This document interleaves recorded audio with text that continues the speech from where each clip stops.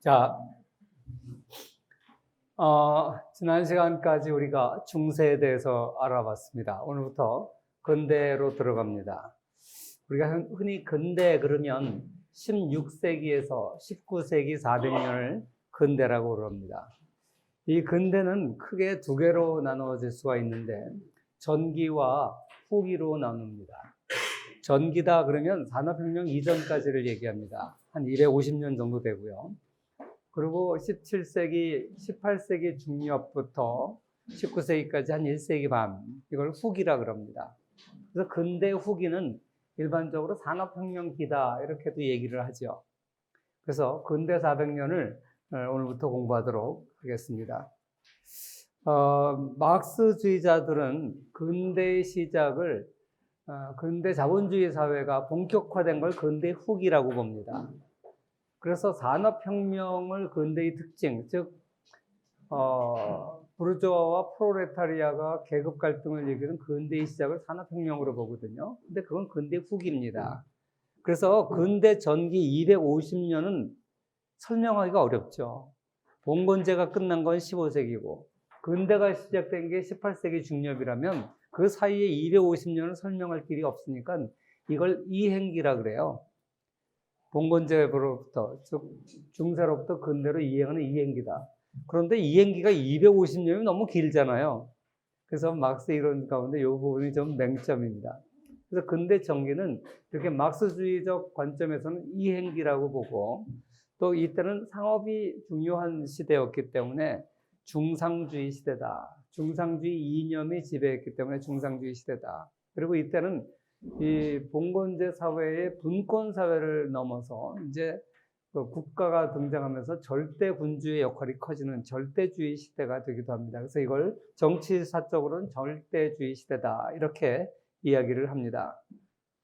그래서 이번 시간은 먼저 근대 초기에 서구가 어떻게 발전을 했느냐. 이 근대 초기의 시대에는 우리가 서구 몇몇 나라에 주로 초점을 맞추는데 그 이유는 중세까지의 모습과 전혀 다른 새로운 형태의 근대를 출발시킨 게 서구 사람들이기 때문에 주로 서구의 몇몇 나라에 역점을 줄 겁니다. 그래서 이 중세 사회가 매우 다른 근대적 특징이 나타나게 된 몇 가지 혁명적 변화들이 있는데 그 중에 대표적인 게 르네상스, 그리고 정치적으로 아까 얘기했던 절대주의의 등장, 그리고 유럽의 기독교가 우리가 잘 알다시피 종교 개혁을 하게 됩니다. 이 종교 개혁이 우리가 근대 자본주의를 낳았다고 하는 막스 베버의 베버 명제가 있습니다. 그래서 이 근대 초기를 얘기하면서 또 종교적인 얘기를 안 할 수가 없고요. 그 다음에 우리가 다 알다시피 근대 사회는 과학혁명의 시대입니다.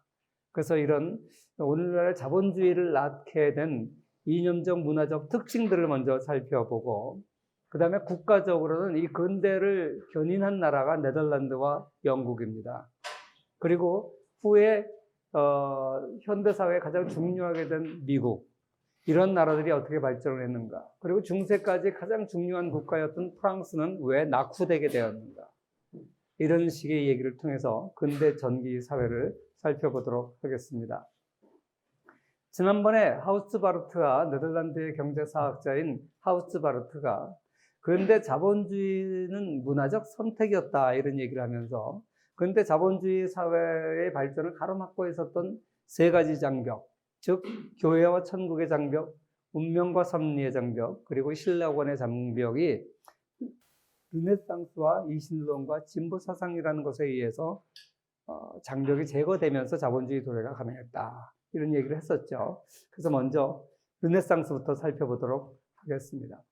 흔히 르네상스는 언제부터 시작되었는가에 대해서 학자들 간의 의견이 다양합니다. 15세기에 시작됐다는 사람도 있고 14세기에 시작됐다는 사람도 있는데, 뭐 우리가 이 시간에 지금 르네상스를 엄밀하게 들여보다 보는 것은 경제사학의 과제가 아니기 때문에 단지 이 르네상스가 오늘 근대의 출발에 어떤 영향을 미쳤는지 여기에 대해서 초점을 맞춰서 설명을 하도록 하겠습니다. 르네상스라는 것은 이탈리아에서 왔는데 영어로 치면 다시 태어난다, 리버스라는 의미입니다.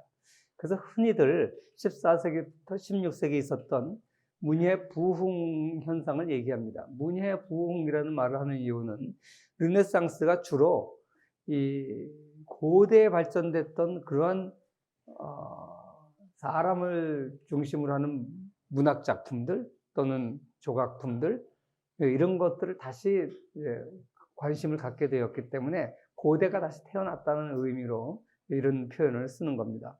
처음에 이태리 반도에서 시작을 해서 이게 나중에 프랑스, 네덜란드, 유럽 전적으로 이제 퍼져나가는데 이 스칸디나비아 반도 쪽으로는 큰 영향을 미치지 않습니다.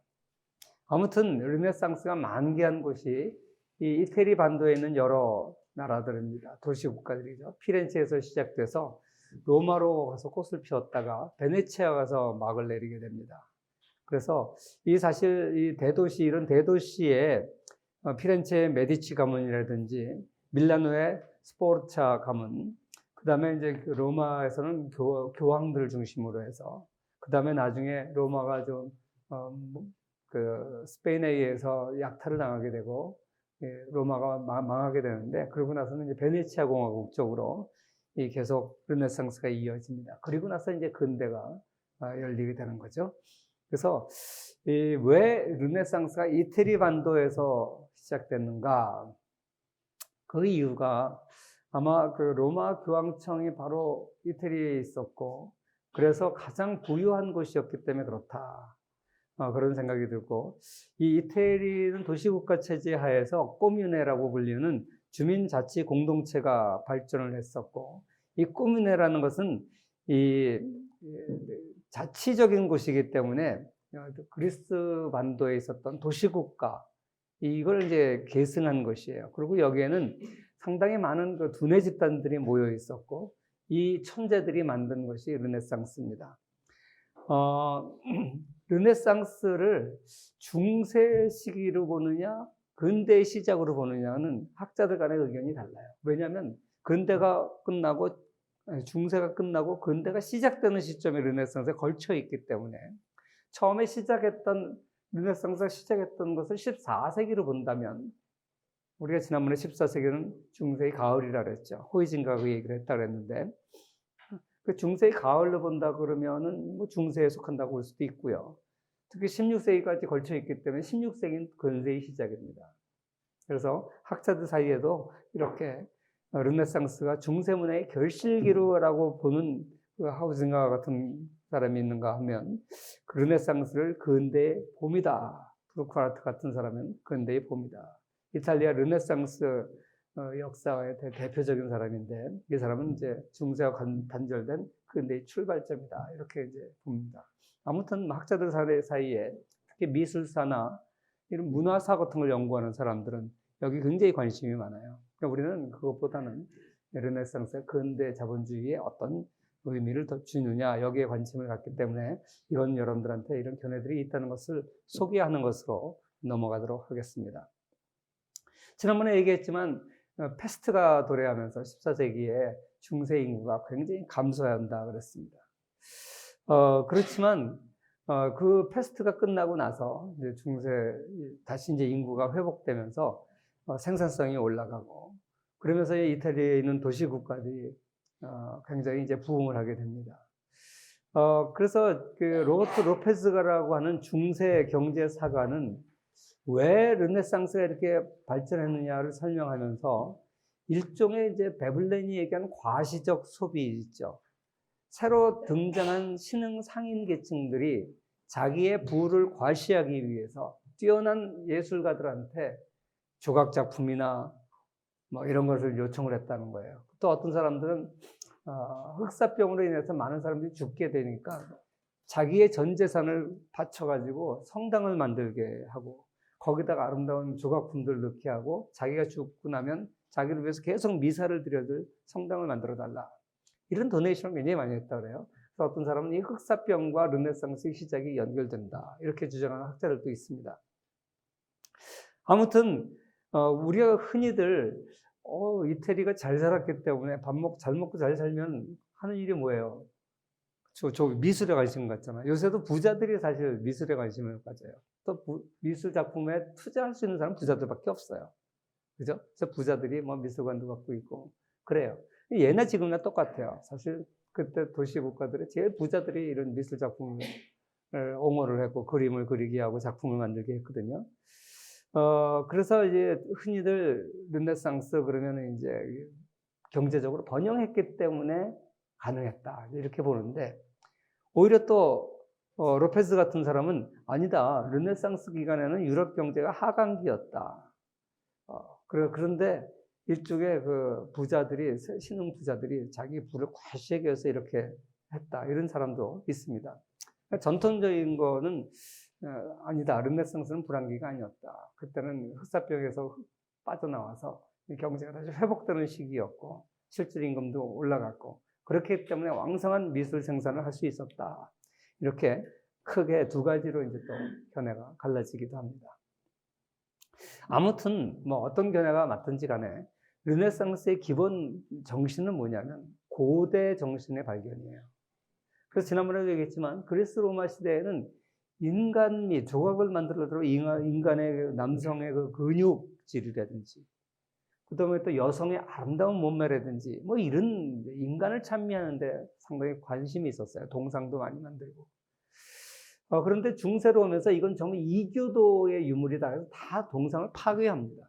땅에 파묻어 버리고 없애버리고 뭐 목을 다 잘라버리고 그랬는데 다시 르네상스 시대에 고대 그리스 로마 시대에 그런 동상들을 다시 발굴을 해가지고 다시 다듬고 또 다시 그런 걸 모방해서 만들고 그 다음에 고대 시대에 있었던 판테온 고대 판테온 신전을 모방해가지고 고세 성모 마리아 성당이라고 하는 피렌체의 산타 마리아 델 피오레 성당 이런 것을 이제 모방해서 비슷하게 만들어요. 이게 이제 일명 이제 피렌체 대성당이라고 부르죠. 산타 마리아 델 피오레 성당인데 이런 거를 갖다 고대의 판테온 신전을 그대로 모방해서 더 화려하게 이렇게 만들죠. 가운데가 이렇게 구멍이 또 뻥 뚫려 있어요. 판테온 신전은 구멍이 뻥 뚫려 있어요. 근데 이 빗물이 안 들어온다 그래요. 이 내부에서 열이 올라와서 빗물이 이게 상승 압력이 있어서 빗물이 안으로 안 들어온다 그래요. 근데 이렇게 도움식으로 만드는 게 상당한 기술이 필요하잖아요. 근데 이게 중세 시대는 이런 게 전혀 없었던데 나중에 르네상스 다시 만들어요. 근데 이제 그 피오레 성당에서는 이렇게 위에다가 탑을 만들었죠. 이 탑이 얼마나 큰 건지 여러분 모르실 텐데 이거 확대해서 보면 이 탑 여기 내가 마우스를 이렇게 표시한 여기 사람이 서 있어요. 사람의 크기가 요만하다고. 그러니까 이게 굉장히 큰 도움이에요. 그래서 아까 얘기했던 브루크하르트는 이 르네상스의 핵심을 고대 회복인 동시에 또 인간의 발견이에요. 중세는 인간보다는 신, 하나님, 인간을 묘사하더라도 성자, 뭐 베드로라든지 예수님이라든지 마리아라든지 이런 사람만 그렸는데 그게 아니라 보통 사람, 인간들. 이런 인간의 발견이 고대 이태리 르네상스의 핵심이다. 그리고 미지의 세계에 대한 만족할지 모르는 탐구심. 그리고 이 질을 굉장히 중요하는 시대. 이런 시대들이 이제 열렸다. 이렇게 얘기를 합니다. 그래서 그 건축, 조각, 각종 저술 활동 이런 데서 이런 공통적인 특징들이 나타나는 겁니다. 인체의 재발견, 나체의 아름다움, 또 이제 고대 키케로는 이제 시저 시대 원로원 의원인 동시에 가장 뛰어난 웅변가 저술가였죠. 키케로의 대부분의 웅변과 저술은 사라졌는데 이런 고대 문헌을 페트라르카라고 하는 사람은 찾아내고 그 다음에 이 시대의 단테나 군주론을 쓴 마키아벨리 이런 사람들이 대표적인 이제 르네상스 시대 저술가들이죠. 그래서 이 르네상스는 이태리 반도의 피렌체에서 가장 먼저 꽃을 피웠고 밀라노를 거쳐서 로마 그리고 베네치아로 옮겨가게 됩니다. 왜 이렇게 피렌체에서 시작됐는가? 이 피렌체는 천재의 도시라 그러죠. 내가 여기 이 김상근 씨가 쓴 그 천재들의 도시 피렌체 이런 책이 있는데 피렌체를 알면 인문학이 보인다. 이렇게 그러니까 그 피렌체라는 건 조그만 도시에서 이 엄청난 천재들이 다 태어나게 되죠. 그래서 이 피렌체라는 도시는 이 개인주의의 도가니였고 강력한 비판 정신이 있었어요. 이 두 가지는 예술 분야에서 꼽히려면 이게 없으면 안 돼요. 맨날 뭐 남 눈치 보고 같이 비유 맞추고 그러면 창작이 안 돼요. 그죠? 창작이라는 것은 강력한 비판 정신의 자유주의적이고 개인주의적인 데서 창작이 나오는 것 같아요. 그러니까 어떤 의미에서 오만불손해야 돼, 예술가는. 자기가 왕이고 이 세상에서 자기가 제일 최고고. 내가 어느 성악가한테 들은 얘기인데, 이 성악가들은 사실 우리가 남 앞에 노래하면 떨리잖아요. 그죠? 보통 사람은 다 그렇잖아. 남 앞에서 말만 해도 좀 떨리잖아요. 야, 여기 나보다 더 아는 사람도 있고, 나보다 노래 잘 부르는 사람도 있을 텐데, 이렇게 생각하면요. 자신감이 없으면 못해요. 근데 성악가들 보면 어떤 자세로 불러야 되냐, 그 사람 얘기해요. 여기 있는 놈들 다 내 목소리 한번 들어봐라. 니들 내 목소리 듣고 뿅 가라. 뭐 이런 식으로 아주 오만하게 내가 세계에서 노래 제일 잘 부르는 사람이야. 그러면서 이렇게 자만감에 붙들어야지 자신 있게 부를 수 있지. 안 그러면 안 된다는 거예요. 내가 그 말을 듣고, 뭐 솔직히 성악가 노래를 들어보면 뭐 우리 마음에 들 수도 있고 안 들 수도 있는데, 부르는 사람은 그런 자세로 해야 된다 그러더라고요. 근데 그건 마찬가지일 거예요. 모든 예술 분야는 그럴 것 같아요. 예술이라는 것은 주관적이잖아요, 상당히. 그래서 이 자기에 대한 자부심, 이게 없으면 안 될 것 같아요. 근데 아무튼 이런 그 강력한 비판 정신이 있고, 그러면서도 또 이 피렌체 사람들이 남의 충고에 잘 귀를 기울인대요. 그래서 뭐 심지어는 악마의 충고에도 귀를 기울인다. 이런 생각을 가지고 있다 그래요. 그래서 이런 자유스러운 정신들, 자신감, 이것이 피렌체인의 기질이다. 그런 얘기를 합니다. 더구나 피렌체는 또 이 직물업과 금융업이 발달했는데, 특히 메디치 가문 같은 경우에는 상당히 오랫동안 로마 교황청의 재정을 담당했어요. 금고 역할을 했어요. 그러니까 전 세계, 그래서 유럽이지만 기독교 세계에서 오는 모든 11조가 로마 교황청에 몰리게 되는데, 그 자금을 관리했던 것이 메디치 가문이기 때문에 거기가 이제 피렌체가 부유할 수밖에 없었죠. 뭐 이런 경제력과 기질, 이 면에서 피렌체가 르네상스가 일으킬 수 있는 상당한 이유가 된다. 그래서 우리가 알다시피 뭐 피렌체 출신의 르네상스인들이 굉장히 많죠. 아까 얘기했고 페트라르카가 키케로 얘기를 했고요. 아르놀포 디 캄비오, 이 사람이 아까 얘기했던 피렌체 그 대성당, 마리아 성당을 이 성당을 만들어낸 사람입니다.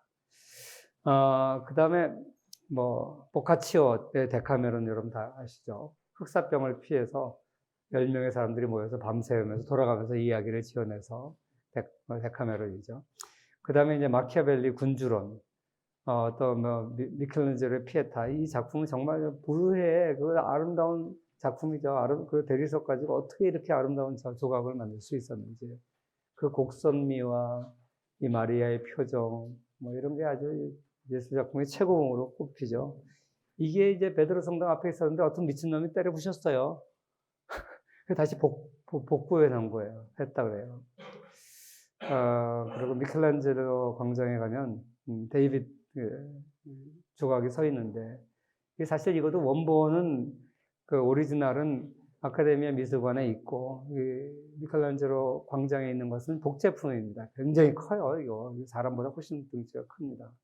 내가 우리 학생들 데리고 경제사의 현장을 찾아서 여기 갔었는데, 벌거벗은 나체 앞에서 학생들이 부끄러워가지고, 근데 가이드가 미켈란젤로 이 데이비드 상의 가장 아름다운 부분은 히프다 딱 그랬더니 전부 뒤로 돌아가서 가서 그 부끄러운 걸 좀 가리고 그랬었는데, 아무튼 사실 이런 모든 작품들을 후원한 게 다 메디치 가문입니다. 여러분들이 아마 다큐멘터리 봤죠? 이 다큐멘터리 보면 이런 장면들이 나오는데, 그래서 이 크리스토퍼 히버트라고 하는 작가가 쓴 미술사가고 역사가인데, 이 메디치가 이 이야기를 보면, 사실 피렌체가 번성하게 된 것은 바로 교황 가문하고 우애가 깊어서 그 돈을 관리했기 때문에 그렇다. 그렇게 얘기를 합니다. 특히 그 메디치 가문이 그 역할을 했는데, 이 메디치 가문, 사실 피렌체라는 조그만 도시 국가인데 거기는 왕도 없고, 유력자들이 이제 다스리는 거예요. 근데 메디치 가문은 뭐 왕은 아니었지만 상당히 오랫동안 거의 200년 가까이를 실질적인 통치자 역할을 했던 가문이죠.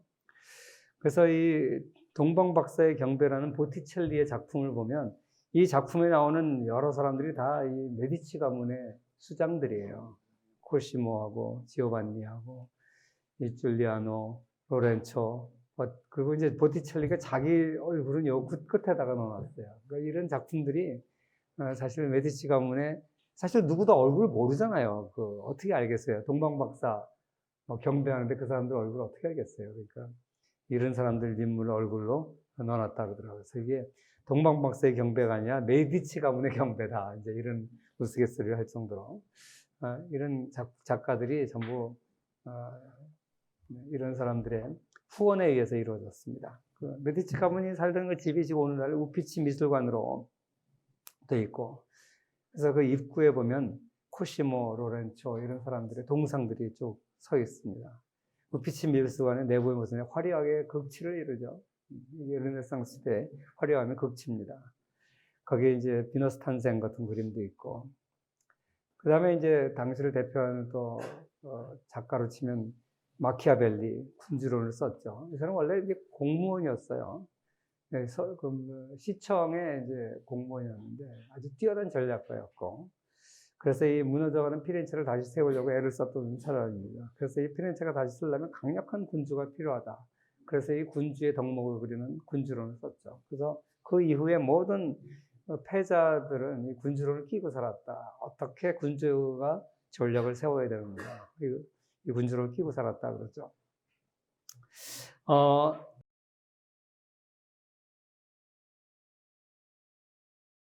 그 다음에 우리가 잘 아는 르네상스의 대표적인 인물 중에 하나, 레오나르도 다빈치죠.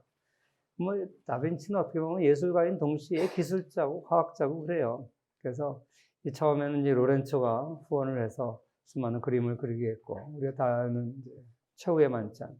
이렇게 방사선을 이렇게 해가지고 이렇게 집중하는 이런 기법도 이제 레오나르도 다빈치가 처음 시작했다 그러죠. 자화상, 인체도 이런 걸 하기 위해서 해부를 다 했다 그러죠. 그래서 굉장히 과학적 근거에 의해서 이런 걸 만들었어요. 중세에는 어떻게 보면 이런 사람의 시체를 해부하고 뭐 이런 걸 정교하게 그리고 이런 거에 대해서 관심도 없고 불경하게 생각했어요. 그런데 르네상스의 영향을 받아서 이 인간을 발견하려면 인간을 정확하게 묘사해야 된다. 정확하게 인간을 묘사하기 위해서 이 뼈나 골격이나 이런 걸 전부 다 이제 연구를 했죠. 그래서 지난번에 전시회가 열렸었는데 거기 가서 이제 이런 거 보면 비행기 같은 거 이런 거 설계를 다 하고 헬리콥터 설계를 다 했어요. 사실 어떻게 보면 아이디어는 이미 레오나르도 다빈치 시대에 있었어요. 나중에 이게 현실화된 거는 몇백 년 후에 근대 후기의 산물이지만 이런 아이디어를 다 제공을 했었죠. 이 메디치 가문이 원락하고 나서 이제 로마로 르네상스의 중심이 오게 되는데 사실 1458년부터 1549년까지 약 90년간 9명의 교황이 교체되면서 이 로마의 교황들이 또 이제 미술을 지원하는 예술을 지원하는 강력한 후원자가 됩니다. 로마 교황청이 워낙 돈이 많잖아요. 그 돈을 가지고 지원을 하게 되죠. 그래서 레오나르도 다빈치, 라파엘로, 미켈란젤로 이 세 명의 르네상스 최고봉 화가들이 다 모두 로마에 있었어요. 그리고 이 사람들을 불러 모은 게 다 교황들이죠. 맨 처음에 이제 그 르네상스의 교황들 뭐 다 우리가 알 수는 없는 거고 아주 대표적인 사람 몇 사람만 보면 식스투스 4세 212대 교황인데 사실 파치가의 음모라는 건 뭐냐면 파치가가 피렌체에서 메디치 가문을 암살을 합니다. 그랬던 이제 피렌체 가문과 가장 경쟁을 했던 쌍두마차라고 그럴 수 있는 그 가문이 파치가인데 역을 뒤에서 이제 조종한 사람인데 사실 이거 어떻게 보면 메디치 가문을 굉장히 미워했죠. 그런데 이 시스티나 성당을 예배당을 르네상스 회화의 전당으로 만든 사람입니다. 내가 이 시스티나 성당을 갔을 때 거기 천지창조하고 다 있잖아요. 그 가면 항상 리모델링 하고 있어요. 어마어마한 사람들이 거기 몰려 있죠. 그래서 이제 여기에 이제 보티첼리나 이런 사람을 통해서 시스티나 예배당을 이제 그림을 그리기 시작했고, 그 다음은 율리우스 교황 때 이제 천지창조를 그리고, 3단계는 이제 파울로스 교황 때 미켈란젤로의 그 최후의 심판을 그리게 됩니다. 아무튼 뭐 이런 사람들이 대표적인 사람이었고, 또 이제 유명한 이제 르네상스 시대의 교황 그러면은 알렉산드로 6세입니다. 이 알렉산드로 6세는 역대 교황 중에 가장 악명이 높은 교황이에요. 스페인 사람인데 사실 이태리 사람들이 대부분 교황을 했었는데 스페인 출신 교황이에요. 그러면서 이 사람의 아들이 체사레 보르자인데, 체사레 보르자가 바로 마키아벨리가 쓴 군주론의 모델 인물이에요. 체사레 보르자는 이 알렉산더 6세의 아들인데, 우리가 이제 교황이 무슨 아들이 있냐 이렇게 생각하겠지만 공식적으로는 아들이 없어요. 실질적으로는 다 첩이 있어요. 그래가지고 아들도 있고 자식도 있고, 그 교황의 아들과 첩을 공주라고 부르고 왕자라고 불렀어요. 실질적으로 로마시의 전체 그 사령관을 하고, 그 로마 교황청 지경지의 총 사령관도 하고. 그러니까 우리가 지금 생각하는 건 좀 웃기는 거죠. 어떻게 신부나 수녀들은 독신으로 평생 예수님과 결혼했다 그러고 성적인 정결을 유지하는 사람이라고 알고 있잖아요. 근데 얼마나 타락했냐면 아주 공공연하게는 아들이 아니라 양자라 그래요. 근데 실제 아들이에요. 그리고 이 보르지아의 부인은 매춘부예요. 지난번에 고급 매춘부 있다 그랬죠. 그래서 성산업이 아주 공식화되어 있었기 때문에 그 로마 교황청 앞에 있는 이 매운굴이죠, 매운굴. 이걸 실질적으로 운영을 하던 매춘부 출신이에요. 그런 사람을 이제 부인으로 이제 뒀었고, 나중에 자기가 교황이 되고 나서는 또 다른 여자를 또 소실로 삼아서 같이 살아요, 교황청에. 이런 진짜 말도 안 되는 일이 이제 지금 생각해서는 참 타락의 흑치였죠. 이 타락상을 잘 보려면 보르지아라고 하는 이 체사레 보르지아와 이 알렉산드로 6세가 원래 이제 원래 원명이 보르지아예요. 로드리고 보르지아. 그 아들이 체사레 보르지아인데, 이 보르지아라는 영화가 있어요. 미국 드라마죠. 미드. 근데 미국 쇼타임에서 만든 미드가 이제 여기 보면 왼쪽에 있는 이거가 쇼타임에서 만든 건데, 그 다음에 오른쪽에 있는 이 드라마는 이제 독일하고 프랑스가 합작해서 만든 보르지아 드라마예요. 이 둘 다 대작들입니다. 근데 쇼타임 미국에서 만든 게 조금 더 화려해요. 굉장히 야하고, 이게 성적으로 되게 야하고, 프랑스나 독일에서 만든 건 조금 더 역사성이 가까워요. 현실적이에요. 근데 중복되는 부분도 있고 조금 다른 부분도 있어요. 근데 뭐 하여간 역사에 아주 관심 있는 매니아들은 한번 볼만하고, 나는 이제 역사를 가르치는 사람이다 보니까 이런 걸 다 봤는데, 아무튼 이 알렉산드로 6세, 이 시대의 르네상스 시대의 교황들의 모습을 보려면 저 드라마 한번 보면 적나라하게 르네상스 시대를 알 수가 있습니다. 물론 이 드라마에서는 이 르네상스 시대 거장들을 불러다가 그림 그리게 하고 이런 건 별로 안 나와요. 전부 정치적인, 군사적인 전략들, 이런 거가 중심이 돼서 나오죠. 아무튼 보르지아, 이 보르지아의 아들 체사레 보르지아가 바로 이 사람이에요. 체사레 보르지아. 이건 아버지 로드리고 보르지아고, 체사레 보르지아가 마키아벨리 군주론의 이상적인 인물이었죠. 결국 아버지가 죽고 나서 다 몰락하고 맙니다. 그 다음에 이제 율리우스 2세, 줄리오라고 부르는 율리우스 2세. 이 사람이 미켈란젤로한테 천지창조를 그리게 했죠. 그 다음에 이제 이 천지창조, 시스티나 성당 천장에 가면 이 그림이 있습니다. 여기 들어가 보면 뭐 크지도 않아요. 한 이 강의실만 할까? 이 강의실부터 조금 길겠네. 이 천장에 있으니까 사람들이 누워서 보는 사람, 뭐 고개 아파서 이렇게 못 봐요, 오랫동안. 그래서 앉아서 이렇게 누워서 보는 사람도 많고. 그런데 이제 정말 가서 막상 보면 정말 대지하게 막 뛰어내려올 것 같아요. 얼마나 입체감이 있는지. 최근에는 이걸 이제 다시 이렇게 색채를 보완하고 해서 정말 선명한, 내가 갔을 때는 굉장히 선명하더라고. 그래서 이게 정말 어마어마한 명작이다 알 수 있고요. 원래 이제 처음에 그릴 때는 다 벌거벗은 나체의 모습이었어요. 왜냐면 인간의 육신이 아름답기 때문에 이걸 그대로 묘사하는 게 르네상스 화가들의 이제 특징이에요. 근데 교황이 나중에 이제 딱 보니까 전부 그냥 음란물 같이 다 벌게 벗고 성기가 그냥 다 노출돼 있으니까 난리가 났어요. 그래가지고 저 다 가려라. 그래서 그 다음에 이제 천조각으로 이제 다 이제 성기 부분은 가리고 그렇게 해서 만들어놨죠. 그 다음에 이제 레오 10세. 이 레오 10세 역시 이제 악명 높은 사람인데 보르지아 시대의 이제 추기경 중에 한 사람이었고 아까 얘기했던 알렉산드로 6세 보르지아가 임명한 메디치 가문의 젊은이였는데 나중에 이제 메디치 가문의 후광을 등에 업고 교황이 되죠. 그래서 이 본격적으로 로마에 숨겨져 있는 로마 시대의 그 작품들을 이제 발굴을 하고 이렇게 해가지고 이제 그리스 로마 시대에 만들었던 조각품들 같은 게 막 팽개쳐져 있고 땅에 파묻혀져 있고 이런 걸 다 발굴을 합니다. 그리고 이제 프랑스가 이제 침략을 하고 있는데 프랑스하고 스페인하고 끊임없이 이태리 반도 남쪽에 대한 그 나폴리 공국이죠.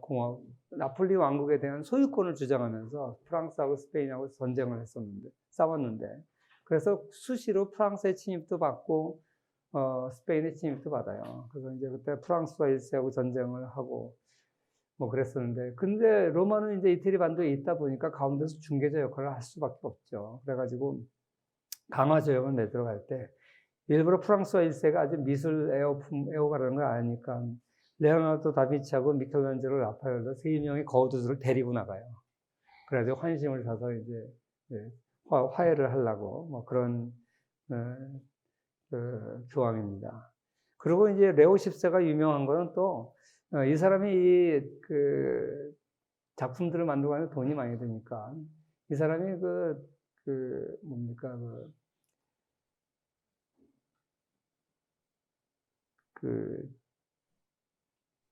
면죄부를 팔아요.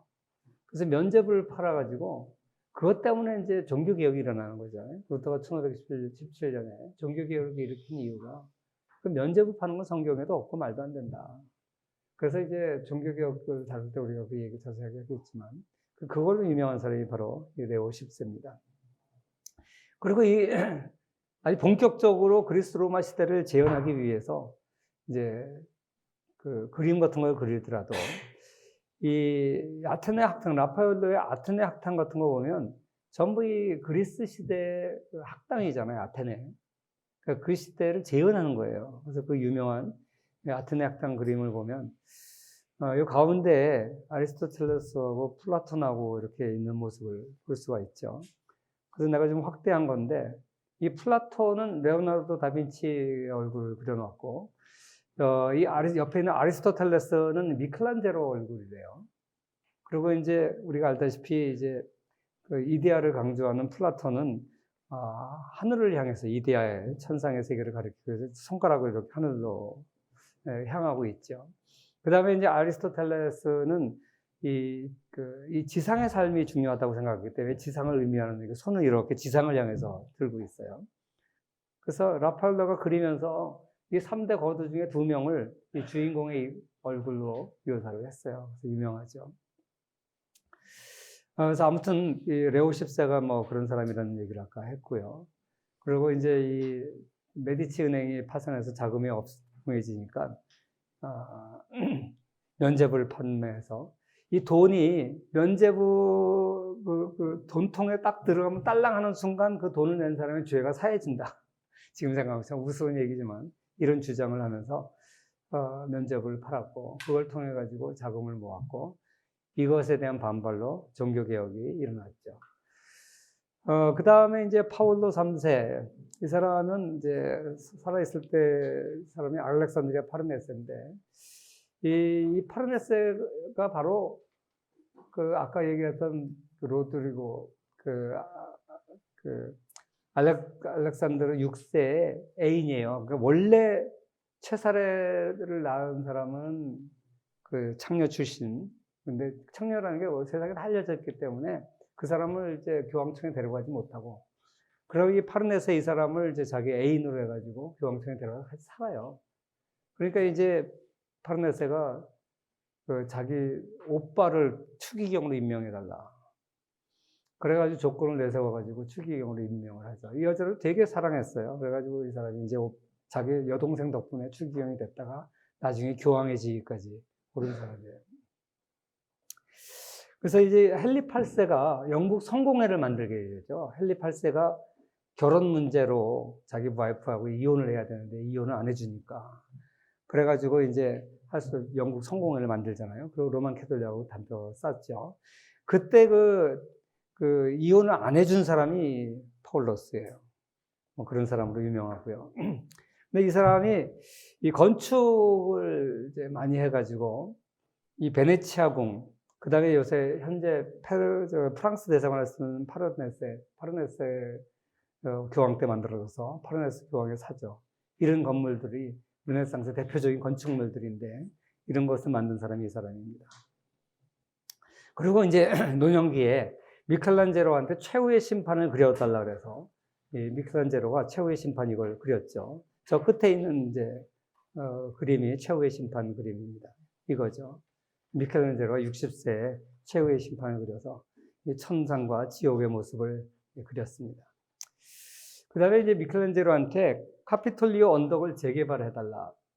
지난번에 얘기했던 로마라는 도시는 7개의 언덕으로 구성된 도시다. 이런 얘기를 내가 했었죠. 7개의 언덕을 그때 보여줬었는데, 이 중에서 가장 중요한 언덕이 가운데 있는 카피톨리오 언덕이에요.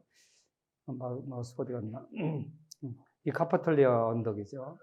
그래서 이 카피톨리오 언덕에서 개선식도 이루어지고, 로마의 이제 핵심 부분이 이 로마 광장 이 앞에 있고, 그래서 이 카피톨리오 언덕에다가 이렇게 기마 동상을 세우고 뭐 이런 거를 하는 거를 이제 미켈란젤로한테 종합 설계를 부탁을 합니다. 오늘날 관광객들이 가면 가장 많이 찾는가 이런 언덕들에 있는 조각품들이죠. 이게 대부분의 이런 로마 시대 동상들이 다 머리가 잘리고 다 파괴가 됐는데 이 동상만은 살아남았어요. 이게 이제 마르쿠스 아우렐리우스 철학자, 명상록을 쓴 철학자 황제죠.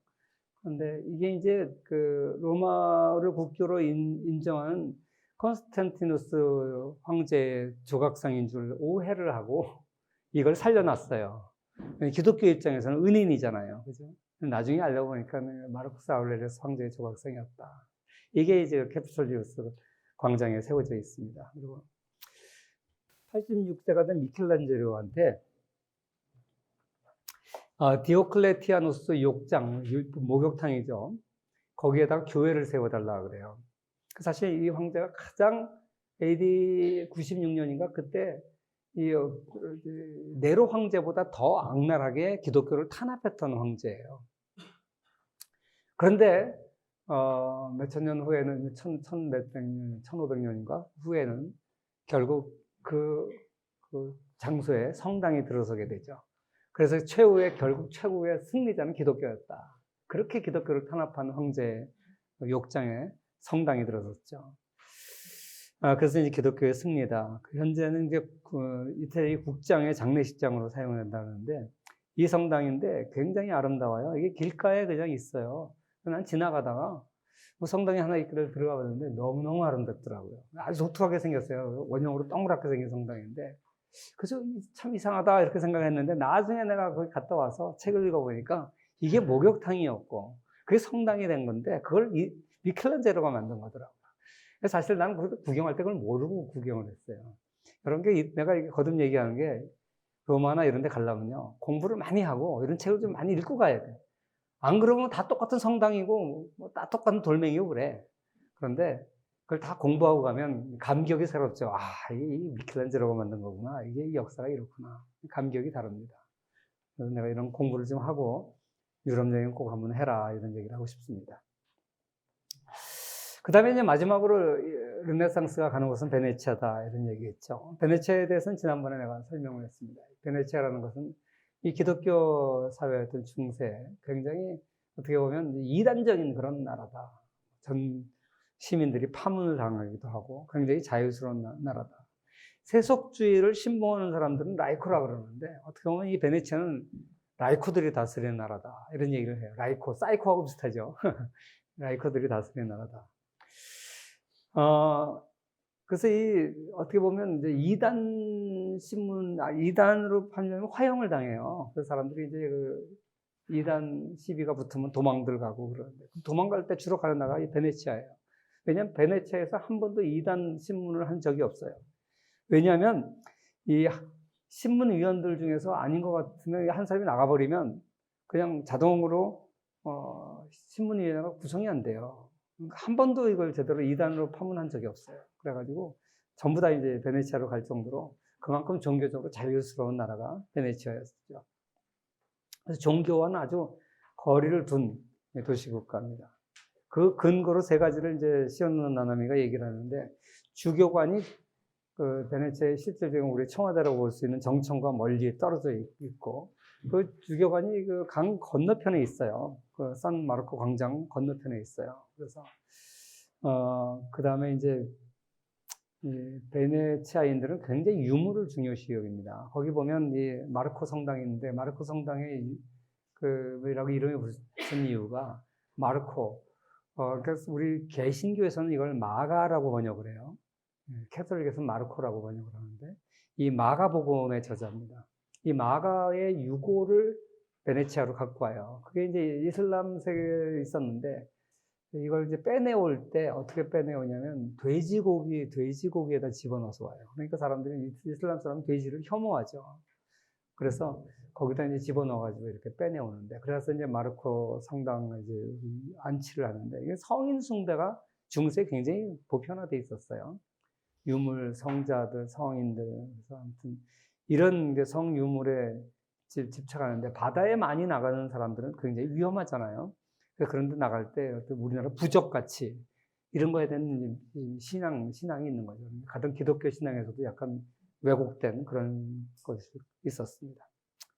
그래서 아까 얘기했듯이 도망자들은 전부 다 베네치아로 간다라고 할 정도로 베네치아는 상당히 종교와 거리를 두고 있었다. 이런 베네치아가 역시 자유롭기 때문에 르네상스 같은 이런 것이 꼽히기 좋은 이제 환경을 제공했죠.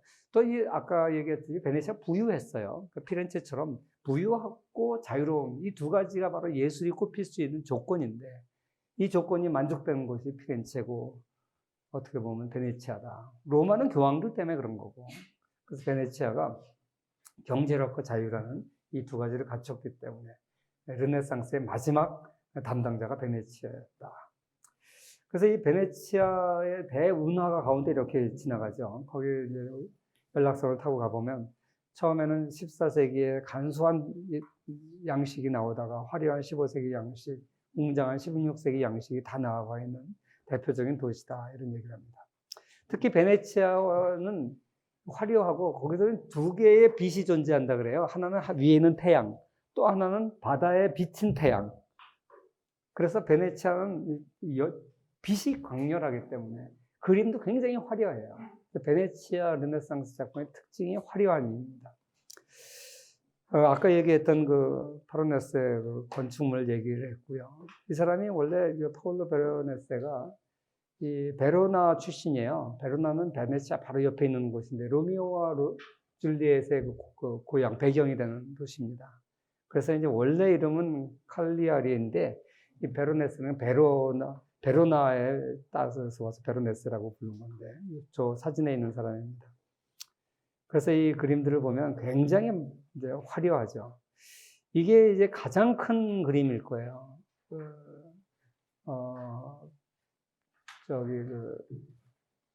그림도 이제 여기로 보니까 크기가 잘 모르는데, 이게 이제 가장 큰 그림입니다. 그리고 여기 입고 있는 사람들의 옷을 봐도 굉장히 화려하죠. 이때 당시 베네치아가 얼마나 화려한 도시였는지를 보여주는 건데, 이 가나의 혼인잔치를 배경으로 한 건데, 여러분, 가나의 혼인잔치는 성경에 나오는 예수가 첫 번째 기적을 베풀었던 곳이 가나라는 도시에서 이 물 가지고 포도주로 변하게 했다. 그래서 가나의 혼인잔치가 예수의 첫 번째 기적을 일으킨 그 사건입니다. 그거를 이제 배경으로 해서 만든 거죠. 그리고 이제 또 레위가의 향연이라는 그림인데 여기도 뭐 역시 보면 옷들이나 복장이 굉장히 화려하고 색깔이 굉장히 화려하다는 것을 알 수가 있을 겁니다. 원래는 이제 최후의 만찬이었다 그러는데 원래 제목이 너무나 화려해서 이걸 레위가의 향연이라고 제목을 바꿨다 그래요. 그다음에 이렇게 그 그림도 보면 물에 비친 모습들. 그리고 이제 그 안드레아 그리티라고 하는 통령인데 이 사람이 이 베네치아의 르네상스의 마지막을 꼽히는 이런 그 투자를 했고 지원을 했던 사람이라고 합니다. 비발디를 배출했고 그랬던 이제 그 베네치아의 르네상스가 결국 이제 대항해 시대가 시작되면서 베네치아의 경제력이 약화되고 그러면서 이제 끝나게 되죠. 그래서 이 르네상스가 이 지중해 시대와 더 연결이 되냐, 대항해 시대와 더 연결이 되냐, 아까 돌아가서 어떤 사람은 중세의 말기의 모습이다. 이렇게 중세의 가장 화려한 말기의 모습을 담고 있다라고 하는 사람이 있는가 하면 근대의 시작이다. 이렇게 이제 보는 사람도 있는데 제 생각에는 르네상스는 근대의 시작이라고 생각을 합니다. 아무튼 이렇게 그 르네상스가 오늘날 이제 우리가 근대 시대를 들어가면서 그 연결선상에서 오늘 화려하고 경제적으로 성장하고 이런 걸 추구하는 자본주의 시대의 정신적인 변화 이걸 이끌어온 게 바로 르네상스다. 그래서 르네상스에 대해서 객관적으로 얘기를 하면서 근대의 시작을 얘기를 했습니다. 혹시 뭐 르네상스에 대해서 질문이나 궁금한 거 있으면 얘기를 하세요.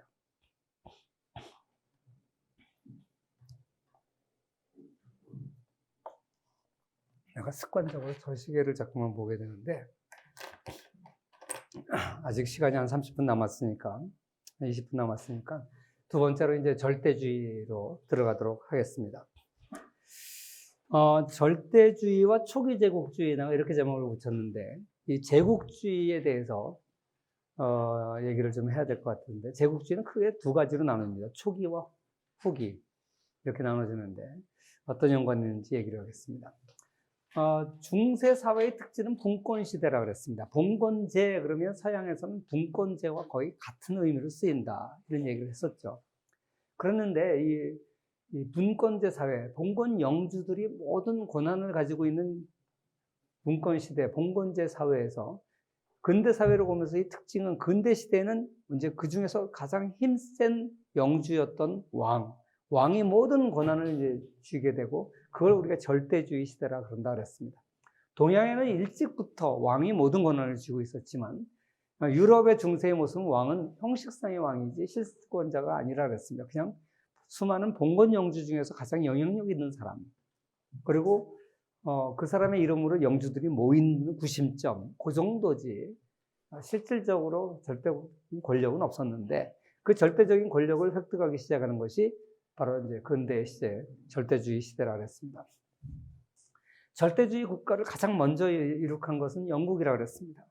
왜냐하면 영국은 우리가 알다시피 100년 동안이나 제후들 간에 전쟁을 했고 그 전쟁의 끝에 튜터가의 헨리 7세가 영국을 통일하면서 최초의 절대 군주가 되는 거죠. 그래서 이제 영국이 제일 먼저 형성됐고 그 다음에 스페인입니다. 스페인은 그 무오족이라고 불렸던 그 이슬람 세력을 격퇴하는 과정에서 스페인은 또 역시 끊임없이 전쟁에 시달렸는데 그 아라곤 왕국의 페르디난도 왕자하고 카스티아 왕국의 이사벨라가 서로 결혼을 하면서 아예 통일을 해버렸어요. 그래가지고 막강한 절대주의 시대를 이루게 되는데 그리고 1492년에 마침내 무슬림 세력을 다 이베리아 반도에서 쫓아내게 되죠. 그래서 이 1492년 이게 이제 오늘날에도 스페인 사람들은 레콩키스타라고 해서 지킵니다. 레콩키스타라는 뜻은 리컨코, 영어로 치면 리컨코라는 뜻이에요. 여기 보시다시피 790년에는 이 초록색으로 표시된 게 다 이슬람 세력이었어요. 그러다가 점점 900년에 좀 줄어들었고 1150년에 이렇게 줄어들었다가 나중에 이제 요 초록색이 요거밖에 안 나와요.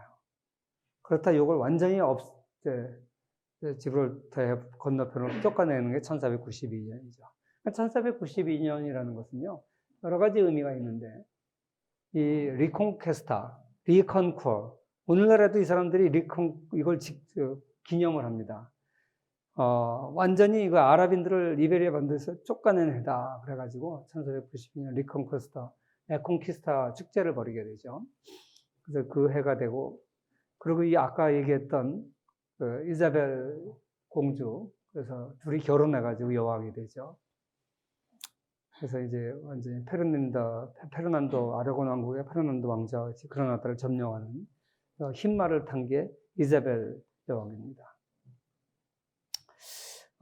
그래서 여기 보면 카스티아 왕국의 나라가 크죠. 여기 아라곤 왕국이고, 이쪽이 이제 포르투갈 왕국. 나중에 포르투갈은 이제 독립을 했고, 카스티아와 아라곤이 합해서 오늘날 스페인이 된 거죠. 에스파냐가 된 겁니다. 그러면서 이제 스페인이 절대주의 국가를 이루게 되죠. 그래서 이 두 사람의 이제 그 손자인 카를로스 1세 때,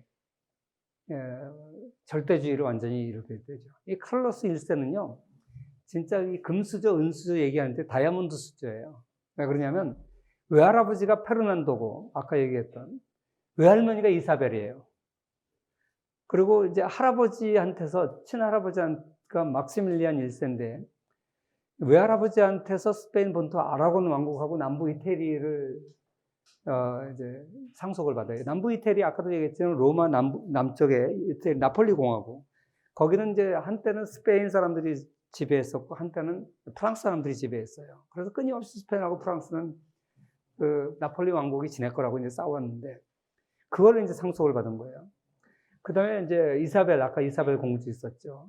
외할머니인데 여기는 카스티아 왕국, 아까 그 넓은 카스티아 왕국하고 스페인의 한 가운데 있는. 그리고 이제 신대륙 식민지, 그걸 상속받고, 그 다음에 할아버지한테 오스트리아 왕국을 상속받아요. 그리고 할머니한테는 네덜란드 상속받아요. 그러니까 진짜 상속에 의해서 어마어마한 토지, 전 세계 유럽의 토지를 갖고 있는 그런 사람이죠. 근데 할아버지가 이제 죽고 나서 이제 막시밀리안 1세가 이제 신성로마 제국 황제였는데 할아버지가 죽고 이제 그걸 물려받으니까 신성로마 제국 황제가 돼서 그 서열에 따라서 카를로스 5세가 돼요. 그래서 카를로스 5세나 칼 1세나 똑같은 사람이에요. 그래서 이게 이제 그 스페니쉬로 하면 카를로스가 되고 독일시로 하면 칼이 되고 프랑스로 하면 샤를 황제가 되고 뭐 다 같은 말이에요. 그래서 이 가장 이 시대를 다룬 드라마나 영화고 가장 많이 등장하는 사람이 이 사람이죠. 그 다음에 영국에서는 헨리 8세. 가장 많이 등장하는 인물들입니다. 그 다음에 이 카를로스 1세의 아들이 이제 필리페 2세인데, 이 사람은 이제 포르투갈을 또 통합해요. 그 다음에 필리핀 마카오를 정복해서 유럽 최초로 태양이 지지 않는 대제국을 건설하는 게 스페인입니다. 그래서 영국이 제일 먼저가 아니라 스페인이 이렇게 소위 말하는 자기 영토에 낮이 없을 때가 없은 거예요. 그래서 태양이 지지 않는, 해가 지지 않는 스페인 제국을 건설하게 되는 거죠. 근데 이 사람들이 스페인이 건설하는 것은요, 어떤 그 발전을 통해서 한 게 아니라 어떤 전쟁과 상속에 의해서 건설을 한 거예요. 그러면 왜 분권적인 중세 사회가 이렇게 절대 군주 중심의 사회로 변했을까? 여기에 대한 이제 더글라스 노스의 의견을 좀 들어보겠습니다. 유럽은 근대 초기, 중세 말기에 들어오면서 인구가 감소하면서 인구 감소에 재정 수입이 감소되죠. 수입은 줄어드는데 재정 지출은 늘어나요. 왜 그러냐면 전쟁을 하다 보면 과거의 전쟁은 돈이 별로 안 들었어요. 자기 돈 가지고 귀족들이 자기 말 타고 자기 갑옷 입고 나와서 왕하고 약속한 1년에 40일의 의무, 전쟁을 해야 되는 의무가 있고, 그래서 나와서 기사들끼리 하는 전쟁이었어요. 중세의 전쟁이라는 것은. 그런데 이제 전쟁에서 기사의 중심의 전쟁에서 상비군 중심으로 바뀌면서 또 대포와 총이 나왔어요. 대포와 총이 나오고 나니까 이제 칼싸움 잘하는 거 소용이 없어요. 무식한 농부라도 총 한 번 빵 쏘면 이기는 거예요, 기사를. 갑옷을 뚫어버릴 수도 있고, 폭탄이 나와서 대포가 나오니까 이 중세적인 기마 전술이 쓸데가 없어졌어요. 그러니까 각 지역에서는 어떻게 하면 대포와 총을 많이 마련하느냐. 이게 다 돈이거든요. 고가의 장비들입니다. 그러다 보니까 이제 경제적으로 많은 지역을 다스리는 경제적으로 군사력의 돈을 많이 쓸 수 있는 쪽이 절대적으로 우위에 쓰게 되는 거예요. 소위 말하는 규모의 경제가 생겨요. 전쟁의 규모의 경제가 생기는 거예요. 그러니까 군속 공국들은 다 몰락하고 흡수 통일되는 거죠.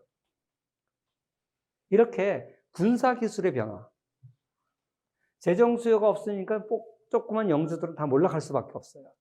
그나마 통합을 했을 때 규모의 경제가 생기기 때문에 이것 때문에 유럽이 각 봉건 제후국들이 직면한 재정 위기, 이거에 대한 대응책으로 등장한 것이 새로운 재산권 제도인데 이게 뭐냐면 왕 중심으로 거대하게 뭉치는 거죠.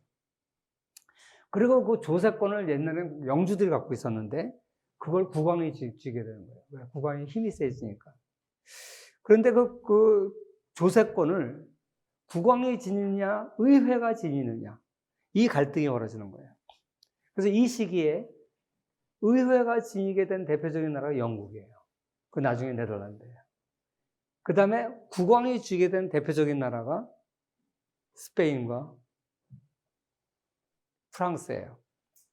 그래서 국왕이 과세권을 지닌 나라들은 왕이 절대 권력을 휘둘릴 수 있게 되고, 과세권을 의회에 뺏긴 영국과 네덜란드는 왕권이 제한을 받게 돼요.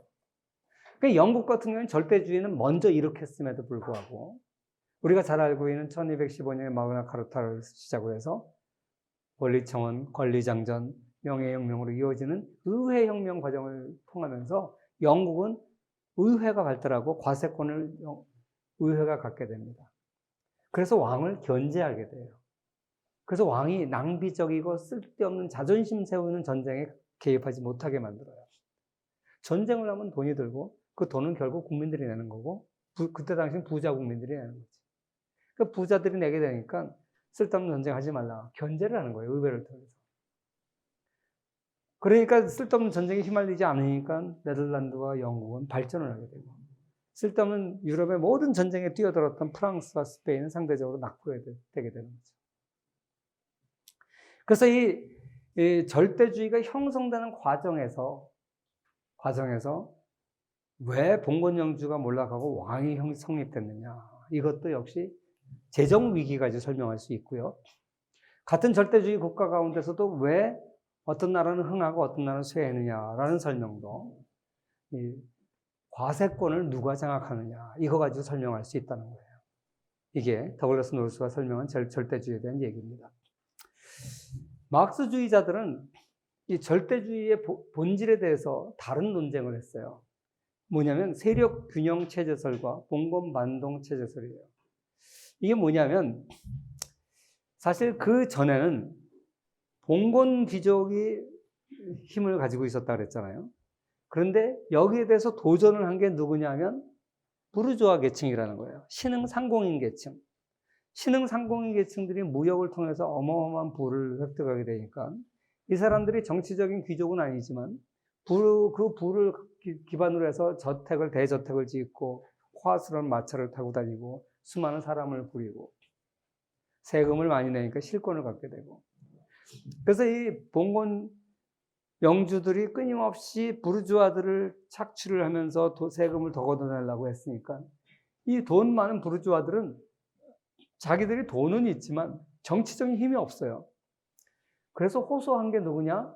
봉건 영주 위에 있는 왕이라는 거예요. 왕은 형식적으로는 왕이지만 실세는 아니에요. 실권은 다 봉건 영주들이 갖고 있어요. 귀족들이 갖고 있어요. 그러니까 왕이 귀족들을 누르려면 돈이 필요한데 그 돈을 갖고 있는 사람이 평민 부자들이에요. 부르주아들이에요. 그래서 절대주의 왕권은 바로 봉건 영주들과 이 평민 부르주아들의 갈등 속에서, 세력 균형 속에서 왕이 어부지리로 힘을 갖게 됐다는 거예요. 이게 세력 균형 체제설이에요. 이게 전통적인 학설이었는데 그런 사람이 있는가 하면 반대로 아니다. 절대주의라는 것은 결국 봉건 국가의 최종 단계일 뿐이다. 절대 군주들은 그 사람도 과거에 봉건 세력이었고, 그러니까 봉건적 계급 국가의 일종일 뿐이다. 그래가지고 막스주의자들 사이에 이런 논쟁을 했어요. 뭐 어떤 것이 더 옳고 이런 것은 여기서는 별로 필요하지 않다고 생각해요. 난 이 학설에 대해서 별로 신봉하지 않기 때문에. 난 절대주의의 성격에 대한 논쟁, 이 논쟁보다는 아까 얘기했던 더글라스 노르스의 이 설명 방법이 더 타당하다 이렇게 생각을 합니다. 그래서 아까 얘기했지만 네덜란드와 영국은 절대주의 시대에 부흥을 하게 되고 스페인과 프랑스는 침체를 하게 되는데 가장 큰 이유가 과세권을 누가 지니고 있느냐. 여기서부터 갈라지기 시작했다. 구체적인 얘기는 내가 그 나라를 다룰 때 좀 더 설명하도록 하겠습니다. 그래서 아까도 얘기했지만 스페인과 프랑스는 중세 유럽의 중심지고 가장 평야지대가 넓고 땅덩어리가 넓은 지대였지만 바로 이것 때문에 낙후되기 시작했다. 강력한 중앙집권을 이룩한 나라들이에요. 왜? 과세권을 지고 있으니까. 그 과세권을 중심으로 해서 또 왕실 재판권까지 보유하고 있고. 그래서 이 절대주의를 만들었는데 거의 이 두 나라는 동양식의 그런 절대주의 국가가 됐고, 동양이 근대 경쟁력을 상실한 것과 똑같은 논리로 스페인과 프랑스는 경쟁력을 상실하고 결국 17세기, 18세기에 패권을 네덜란드와 영국에 빼앗기게 된다. 이런 얘기를 하는 겁니다. 이런 얘기는 아까 내가 얘기했던 더글라스 노르스의 서구 세계의 성장이라는 책을 보면 자세하게 나와 있어요. 내가 지금 강의한 것은 이 서구 세계의 성장, 물론 내 교과서에 여러분들한테 소개한 제도의 힘에 자세하게 있습니다. 근데 그것보다 먼저 했던 것은 1993년에 노벨 경제학상을 받은 더글라스 노르스의 책에 이러한 얘기가 자세하게 있습니다. 자, 지금까지 내가 절대주의에 대한 설명을 했어요. 이 절대주의는 저절로 이제 제국주의와 연결이 되게 되는데, 제국주의에 대해서 얘기를 조금 더 하겠습니다.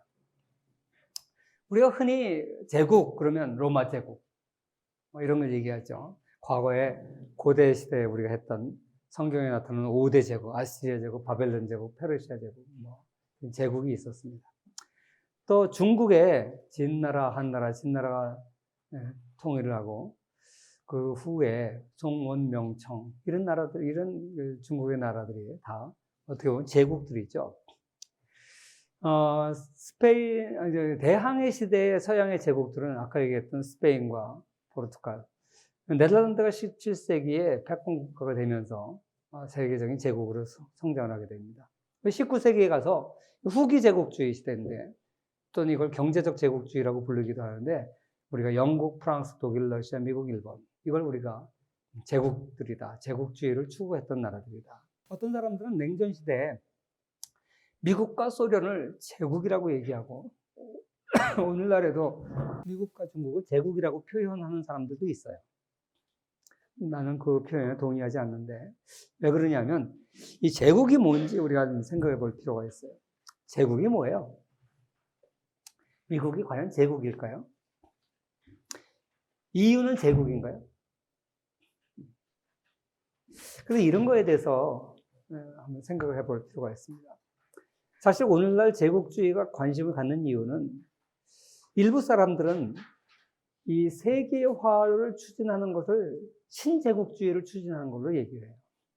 그래서 미국의 패권, 미국이 신제국주의를 추진하고 있고 그 수단으로 이용하는 것이 세계화라는 이데올로기다. 이렇게 이제 주장을 합니다. 그 다음에 오늘날 왜 이렇게 아프리카가 못 사냐?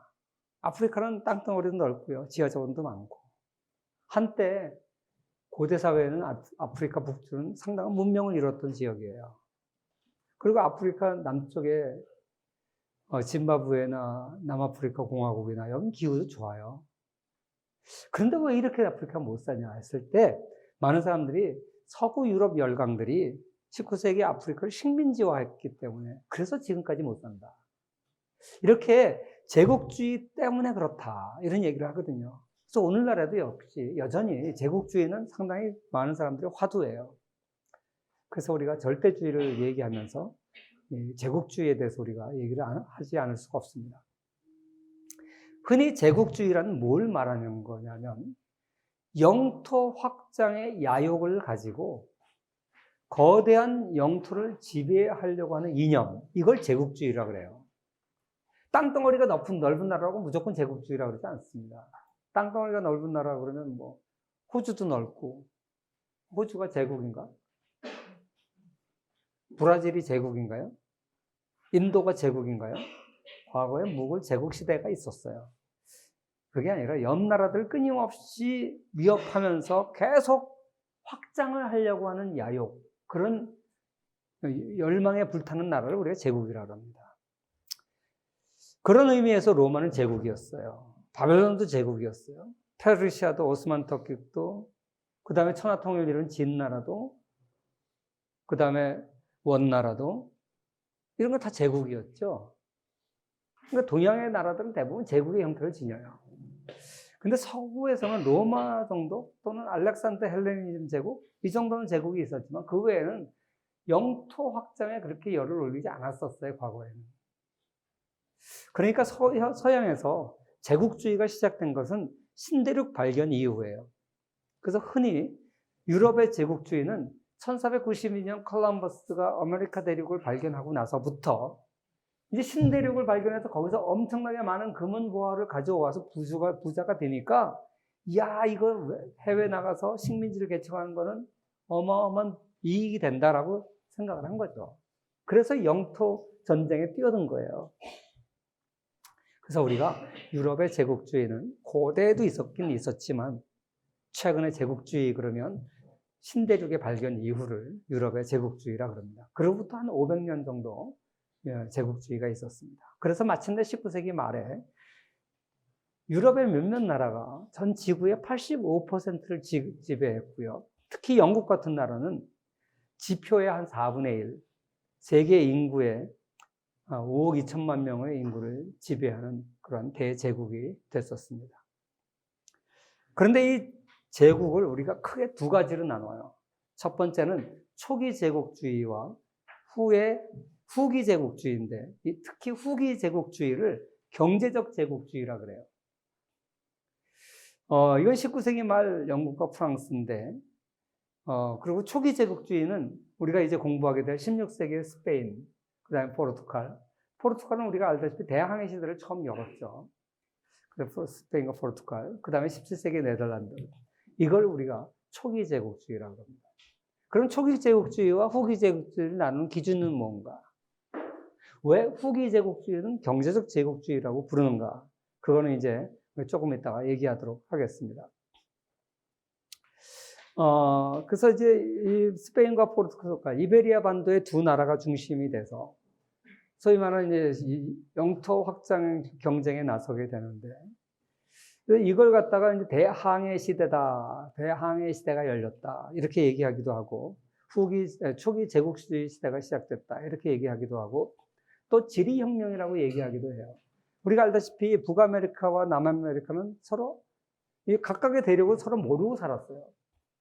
중국과 유럽과 아시아는 붙어있는 땅덩어리지만 가운데 어마어마하게 넓은 사막지대가 있기 때문에 실크로드라는 것은 연결은 돼 있었지만, 또 징기스칸이 한때 유럽까지 진출은 했었지만 이 동서양의 거대한 나라들이 서로 이렇게 떨어져서 약간의 무역은 했을 뿐 서로 모르고 지냈습니다. 그랬던 나라들이 이제 대항해 시대에 오면서 서로 긴밀하게 연결돼서 이걸 어떤 사람은 지리혁명이다, 이렇게 얘기해요. 지리상의 발견이라고 하는데, 발견이라는 단어는 유럽의 입장에서 쓴 용어예요. 유럽이 보면 발견을 했지만 발견 당한 사람 입장에서는 당한 거지. 그러니까 발견이라는 단어는 요즘 잘 안 쓰는 것 같고, 지리혁명이다, 이렇게 얘기를 하는 것 같습니다. 그래서 콜럼버스가 1492년 신대륙을 발견하면서 시작했고요. 콜럼버스라는 영화도 있어요. 관심 있으면 보시고요. 이 영화의 한 장면입니다. 그 다음에 포르투갈인 바스코 다가마가 희망봉을 돌아가지고 이렇게 지금 지도에 보다시피 이 아시아로 오는 항로를 발견했고요. 아메리고 베스푸치가 처음으로 인도를 발견하면서 이 콜럼버스가 발견한 게 인도가 아니다, 그래서 새로운 신대륙이었다. 그걸 알아냈어요. 그래서 이 아메리고 베스푸치의 이름을 따라서 신대륙을 아메리카라고 부르기 시작한 거죠. 그리고 마젤란이 처음으로 세계 일주를 했어요. 공식적인 겁니다. 그래가지고 마젤란이 물론 돌아오는 길에 죽어서 살아서 돌아온 사람은 아니에요. 하여간 마젤란의 함대가 처음으로 세계 일주를 했고요. 이렇게 스페인과 포르투갈이 중심이 돼서 두 나라가 세계 탐사를 시작했기 때문에 서로 이제 중복이 되고 서로 싸우니까 아까 얘기했던 그 알렉산더 6세 최악의 교황으로 유명한 아까 그 로드리고 그 교황이 알렉산더 6세가 중재를 해서 이 희망봉을 돌아서 동양으로 갔던 포르투갈은 동쪽을 차지하고 그 다음에 대서양을 건너갔던 스페인은 서쪽을 차지해라. 그리고 그 기준을 아소레스 섬 서쪽 370년 레구아스를 경계로 해가지고 여기다 선을 그어줬어요. 선을 딱 그어가지고 야 이쪽 동쪽은 포르투갈 거 해. 이쪽 서쪽은 스페인 거 해. 교황이 지들 지 멋대로 세계를 나눠주고 경쟁하지 마라 그랬어요. 나중에 이게 좀 브라질이 이제 포르투갈 거예요. 근데 이 브라질 때문에 경계를 한번 바꿉니다. 그러기는 했지만 아무튼 이렇게 자기들 멋대로 세상을 양분해서 나눠 가졌죠. 그래서 여기서부터 빨간 부분이 스페인의 영토고 파란 부분이 포르투갈의 영토예요. 그 세계를 분할해서 이 두 나라가 초기 절대주의 시대를 열게 됩니다. 나머지 부분은 오늘 시간이 안 돼서 다음 시간에 마저 해야 될 것 같습니다. 오늘 이만하겠습니다.